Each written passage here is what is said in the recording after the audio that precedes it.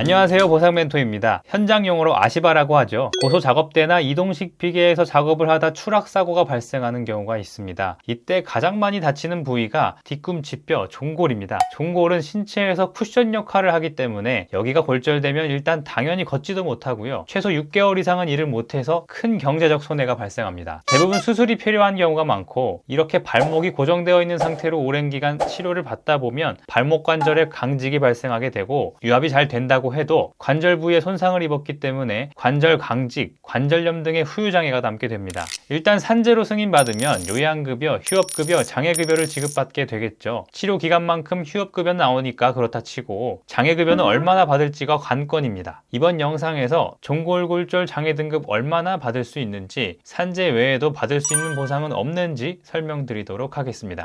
일단 종골골절은 발목의 운동장애와 신경증상으로 평가받게 됩니다. 운동장애로 인정받게 되는 경우 세 등급으로 나뉩니다. 일단 산재에서 정한 정상각도를 보면요, 배굴 20도, 척굴 40도, 외번 20도, 내번 30으로 합산하면 110도에 해당합니다. 장애 등급을 보시면요, 8급은 완전강직 또는 정상각도의 75% 이상 제한된 사람을 말합니다. 장애급여는 평균 임금의 495일치에 해당합니다. 10급은 정상각도의 50% 이상 제한된 사람을 말합니다. 평균 임금 297일치를 지급받습니다. 12급은 정상각도의 25% 이상 제한된 사람을 말하고요. 평균 임금의 154일치를 지급받습니다. 관절에 기능장애가 있는 상태에서 심한 신경증상이 남았다면 12급의 장애를 추가로 인정받을 수 있고, 각 장애 등급에서 한 등급이 더 올라가게 됩니다. 관절의 운동각도가 정상 범위이고 심한 신경증상이 없다면 동통장애인 14급을 인정받습니다. 평균 임금의 55일치에 해당합니다. 하나 예를 들자면, 내 현재 발목의 운동각도가 합산했을 때 50도이고 심한 신경증상이 남았다면 10급에서 한 등급이 올라가 9급에 해당이 되는 겁니다. 이 심한 신경증상은 관절의 손상 상태, 근전도 검사한 결과 신경증상이 얼마나 잔존했는지에 따라서 평가한다는 점 참고하시기 바랍니다. 산재로 장애 등급 잘 받으면 좋겠지만 내가 생각하는 것과 공단의 평가는 괴리가 좀 있습니다. 종골 골절된 경우 관절에 운동장애가 발생하게 되면 위아래 각도보단 좌우 각도에서 강직장애가 발생하게 됩니다. 좌우 운동각도를 합치면 50도 정도가 되거든요. 이에 반해 위아래 상하 운동각도를 합치면 60도에 해당합니다. 10급을 받으려면 110도 중에 55도 이상이 강직 상태여야 하죠. 좌우 운동각도가 완전 강직 상태이거나 상하 운동각도 또한 충분히 강직이 있는 상태여야 10급을 간신히 받을 수 있는 겁니다. 그렇기 때문에 산재 종골골절 돼도 12급 아니면 대부분 14급을 인정받게 되는 게 현실이죠. 물론 공단에서 재해자의 상태를 정확히 파악하지 못한 채 판정했다면 심사 청구를 통해 이의 신청을 해볼 수 있습니다. 그러나 이의 신청해도 받아들여지는 경우가 많지는 않죠. 그렇다면 소송을 가야 할까요? 시간도 오래 걸리고 비용도 많이 드니까 이것 또한 쉽지가 않습니다. 그래서 우리는 산재 장애급여만 매달리기보다 다른 보상을 받을 수 있는 건 없는지 확인해 볼 필요가 있습니다. 현장에서 다쳤다면 안전관리가 문제되는 경우가 많죠. 현장 관리자나 사업주가 안전상의 관리를 철저하게 주의하지 않은 대부분의 산재 사고는 사업주의 손해배상 책임이 발생합니다. 이 손해배상은 산재보험과 별개인데요, 산재에서 보상받았다 하더라도 추가로 또 보상을 받는 거죠. 이 보상은 많은 분들께서 알고 계시는 근제보험을 통해서 보상받습니다. 근제는 산재로 다친 재해자라면 모두 보상을 받아볼 수 있는 보험으로 사업주도 손해보지 않고 재해자는 산재에서 못 받은 보상을 받을 수 있습니다.